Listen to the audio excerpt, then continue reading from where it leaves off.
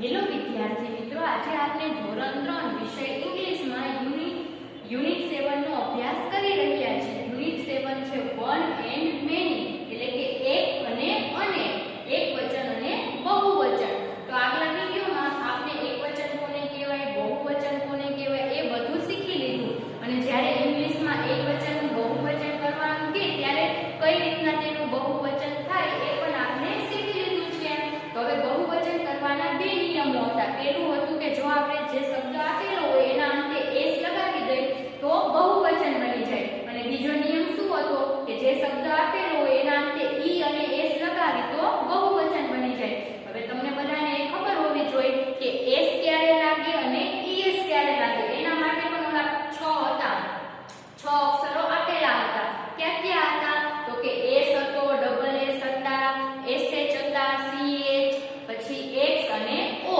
જો ગમે તે જાતિવાચક શબ્દ હોય, જેમ કે આ જાતિવાચક શબ્દ આપેલા છે એના અંતે એસ આપેલો હોય, ડબલ એસ આપેલા હોય, એક્સ આપેલો હોય કે ઓ આપેલો હોય તો શું લાગે તો કે ઈએસ લાગે. પણ જો આ એકય શબ્દ અક્ષર ન આપેલા હોય, બીજા જ લેટર હોય તો શું લાગે, એસ લાગે. એટલે કે તમારે બહુવચન કરો ત્યારે સૌથી પહેલા તમારે એનો છેલ્લા બે અક્ષર જોઈ લેવાના. જો છેલ્લા બે અક્ષર એસ હોય, ઓ હોય, એક્સ હોય, એસએચ હોય, ડબલ એક્સ હોય કે ગમે તે સીએચ હોય, એસએચ હોય, ઓ હોય તો શું લાગે, ઈએસ લાગે. પણ એનો છેલ્લો અક્ષર આમાંથી એકય ન હોય તો શું લગાડવાનું, ખાલી એસ જ લગાવવાનું. ચાલો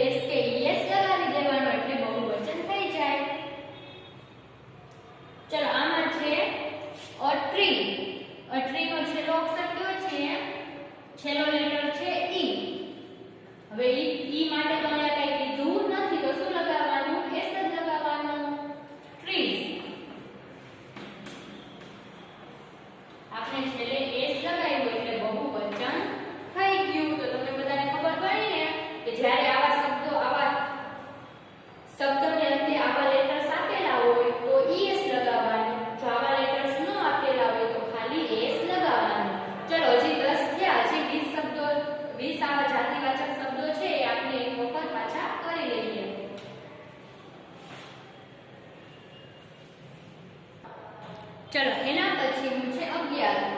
11નો કયો શબ્દ આપેલો છે? A glass. અ ગ્લાસ છે તો સૌથી પહેલા આપણે એના છેલ્લા લેટર્સ જોઈશું. છેલ્લા લેટર્સ ક્યાં છે? S S. હવે આમાં એસ એસ આપેલા હોય તો શું લગાવવાનું? ઈએસ લગાવવાનું. તો આનું બહુવચન થશે ગ્લાસીસ. આપણે છેલ્લે શું લગાવ્યું? ઈએસ લગાવ્યું. અચેર. અચેર આપેલું છે એનો છેલ્લો અક્ષર કયો છે? આર છે. તો આર હોય તો એસ જ લગાવવાનો. આર માટે કઈ કીધું નથી તો આવશે ચેસ. ખાલી એસ લગાવવાનો. થઈ ગયું બહુવચન. એના પછી છે અ વોચ. હવે આ વોચમાં છેલ્લા બે લેટર્સ ક્યાં છે? જોવો જોઈએ. સી અને એચ. તો છેલ્લા બે અક્ષર સી એચ છે તો શું લગાવવાનું? ઈએસ લગાવવાનું. તો પહેલા વોચનો સ્પેલિંગ લખવાનો અને છેલ્લે શું લગાવી દેવાનું? ઈએસ લગાવી દેવાનું. એટલે થઈ ગયું એનું બહુવચન વોચિસ. વોચ એટલે ઘડિયાળ અને વોચિસ એટલે ઘડિયાળો. ચલો એના પછી છે બોક્સ. એ બોક્સ. તો બોક્સમાં શું છે? એક્સ આપેલો છે છેલ્લે. તો એક્સ આપેલો હોય તો શું લગાવવાનું? ઈએસ લગાવવાનું. બોક્સિસ.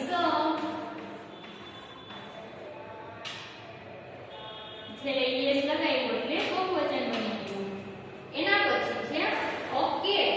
અ કેટમાં છેલ્લે શું છે? ટી લખેલો છે.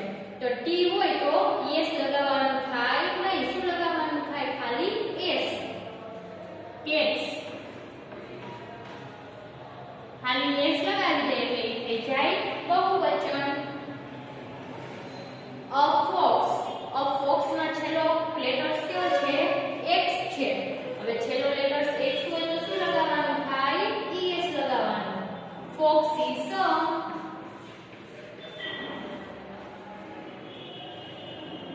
આપણે છેલ્લે શું લગાવ્યું? ઈએસ. A banana. એ બનાનામાં છેલ્લો અક્ષર છે એ અને એ હોય તો આમાં કઈ આપણને કીધું નથી તો શું લગાવવાનું? એસ જ લગાવવાનું. એટલે બનાનાનો સ્પેલિંગ લખી ખાલી એસ લગાવી દેવાનો. બનાનાસ. કેળું અને કેળા. બફેલો. હવે બફેલોમાં બફેલો. બફેલોમાં છેલ્લો લેટર કયો છે? ઓ છે અને છેલ્લો લેટર ઓ હોય તો શું લગાવવાનું? ઈએસ લગાવવાનું. બફેલોસ. બફેલોસ. આપણે છેલ્લે ઈએસ લગાવ્યું એટલે બહુવચન થઈ ગયું. ચલો હવે છે અ બ્રિંજલ. બ્રિંજલમાં છેલ્લો લેટર કયો છે? એલ છે. એટલે એલ કીધું, એલ આપેલો છે તો અહીંયા કઈ આવો નિયમ લાગુ પડશે નહીં. તો શું લગાવવાનું? એસ જ લગાવવાનું. બ્રિંજલ્સ. રીંગણ અને રીંગણા. બ્રિંજલ્સ. ખાલી એસ લગાવવાનું એટલે થઈ ગયું બહુવચન. ચલો એના પછી છે અ ડ્રેસ. ડ્રેસમાં છેલ્લા બે લેટર્સ ક્યાં છે? S S. તો છેલ્લા બે અક્ષર લેટર્સ એસ એસ હોય તો શું લગાવવાનું? ઈએસ લગાવવાનું. Dress is. Dress is. હવે ઈએસ લગાવ્યું એટલે થઈ ગયું બહુવચન. ચલો આ હતા આપના ફન ટાઈમમાં ઘણા બધા જે જાતિવાચક શબ્દો હતા 20 જેટલા એટલાનું આપણે બહુવચન કર્યું. જેમ કે ઓ ગ્લાસ. ગ્લાસમાં છેલ્લે ડબલ એસ છે તો શું લગાવવાનું? ઈએસ. ગ્લાસીસ. કાચ અને કાચો. ઘણા બધા કાચ જે ભેગા થતા હોય એ. ચેર અને chairs. A watch. Watches. A box. Boxes. A cat. Cats. બિલાડી અને બિલાડીઓ. A fox. ફોક્સિસ. શિયાળ અને ઘણા બધા શિયાળો. અ બનાના અને બનાનાસ. કેળા. કેળું અને કેળા. અ બફેલો અને બફેલોસ. ભેંસ અને ઘણી બધી ભેંસો. અ બ્રિંજલ અને બ્રિંજલ્સ. રીંગણ અને રીંગણા. અ ડ્રેસ અને ડ્રેસીસ. ડ્રેસ અથવા તો ઘણા બધા ડ્રેસો. હવે તમને ખબર પડી ગઈ કોની પાછળ એસ લાગે અને કોની પાછળ ઈએસ લાગે. અને આ જે આર્ટિકલ છે એ ખાલી એક વચનમાં જ લાગે. બહુવચનમાં આપણે આર્ટિકલ લખવાના નથી.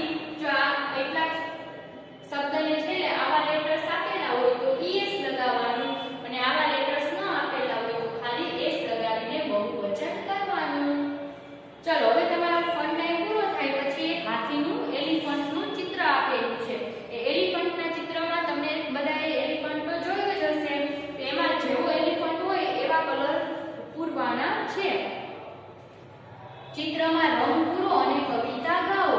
એલિફન્ટનું ચિત્ર છે, એમાં તમારે જેવો એલિફન્ટ હોય એવા રંગ પૂરવાના છે અને નીલિયા રંગ પૂરવાના છે, કોઈ સ્કેચ પેન પૂરવાના નથી. અને નીચે એક કવિતા પોએમ આપેલી છે, એ આપણે ગાવાની છે. જો એમાં શું કીધું છે? The elephant. ધ એલિફન્ટ એટલે કે એક હાથી. સો બિગ સો ફેટ. સો બિગ, બિગ એટલે કે મોટો અને ફેટ એટલે કે જાડો. તમને બધાને ખબર છે બધા પ્રાણી કરતા સૌથી મોટું પ્રાણી કયું છે? હાથી છે. હાથી ખૂબ જ મોટું અને કેવું હોય છે? જાડું હોય છે. તો એલિફન્ટ વિશે કીધું છે એક હાથી, જાડો, બહુ જ મોટો અને ખૂબ જ જાડો. He walks like this. He walks like this એટલે કે તે walks એટલે કે ચાલે છે. Like એટલે કે આની જેમ. કોની જેમ ચાલે છે? તો કે આ ચિત્રમાં બતાવ્યું છે ને એ રીતના હાથી આ રીતે ચાલે છે. અને બીજું છે and he walks like that. અને તે ચાલે છે તેવી રીતના. હાથી આવી રીતના ચાલે છે અને હાથી તેવી રીતના ચાલે છે. તમને બધા જ્યારે એની એક્શન કરતા હોય ત્યારે એમ બોલતા હોય કે હાથી આ રીતના ચાલે છે, હાથી તે રીતના ચાલે છે. એવી રીતના પોએમમાં પણ કીધું છે કે આ ચિત્રમાં બતાવ્યું છે એ રીતના એક હાથી છે તે ખૂબ જ મોટો છે, ખૂબ જ જાડો છે, તે આવી રીતના ચાલે છે, તે તેવી રીતના ચાલે છે. He has no hands. He has no hands. Hands એટલે કે હાથ. હાથીને હાથ હોતા નથી. હાથીને ચાર પગ હોય છે, હાથીને હાથ હોતા નથી. એટલે કે છે કે તેની પાસે હાથ નથી. But what a long nose. પરંતુ કેવું? લોંગ એટલે કે લાંબુ, નોઝ એટલે કે નાક. પરંતુ કેવું લાંબુ નાક. હવે હાથીનું નાક કયું કહેવાય? એની સૂંઢ. હાથીની સૂંઢ છે એ હાથીનું નાક કહેવાય છે. હાથી સૂંઢ મારફતે શ્વાસ લે છે. એટલે કીધું છે કે હાથીને હાથ તો નથી પરંતુ એનું નાક કેવું લાંબુ છે. તો આ પોએમમાં શું છે? તો કે the elephant so big so fat. He walk like this and he walk like that. He has no hands but what a long nose. એટલે કે છે કે એક હાથી છે તે કેવો મોટો છે, કેવો જાડો છે, તે આવી રીતના ચાલે છે, તે તેવી રીતના ચાલે છે, તેની પાસે હાથ નથી પરંતુ નાક કેવું લાંબુ છે તેનું. ચલો આ પોએમ છે બધાએ તમારે એક વખત ઘરેથી ગાવાની છે.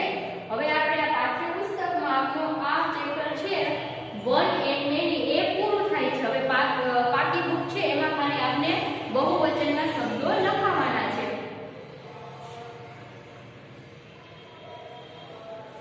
ચલો એક વખત આપણે બુકમાંથી આ શબ્દો છે એ બધા જોઈ લઈએ.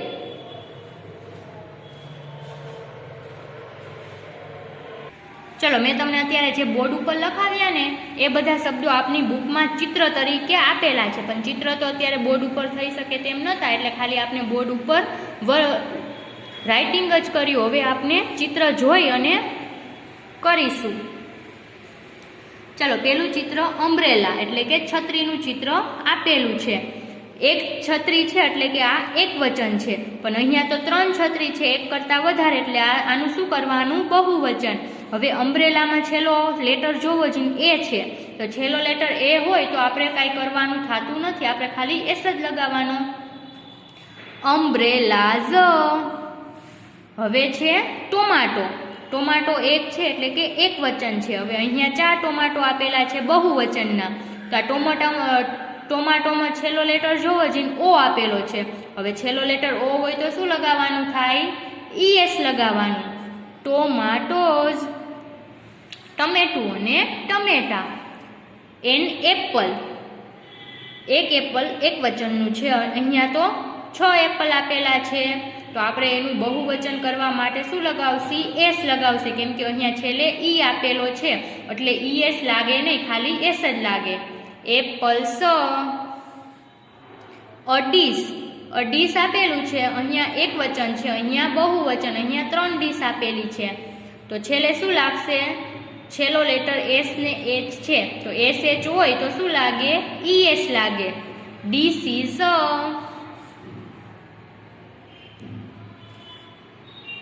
ચલો એવી જ રીતના બધા ચિત્રો આપેલા છે. અ બેન્ચ.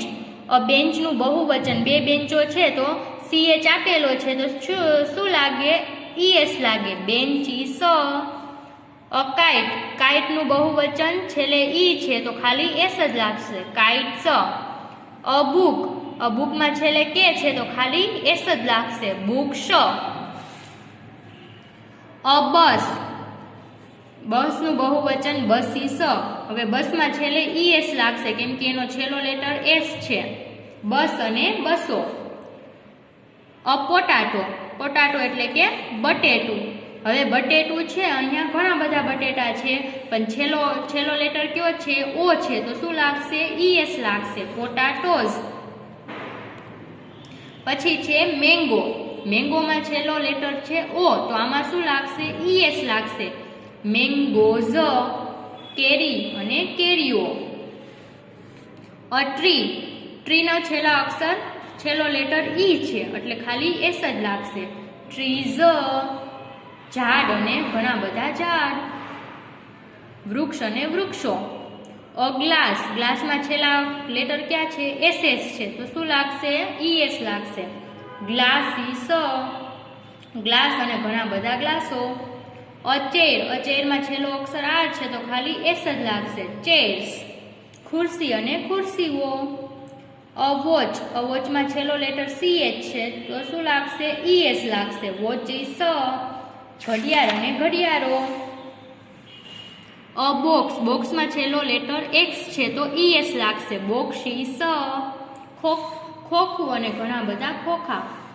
અ કેટ, અ કેટમાં છેલ્લો અક્ષર ટી છે, છેલ્લો લેટર ટી છે તો શું લાગશે? ખાલી એસ જ લાગશે, કેટ્સ. બિલાડી અને બિલાડીઓ.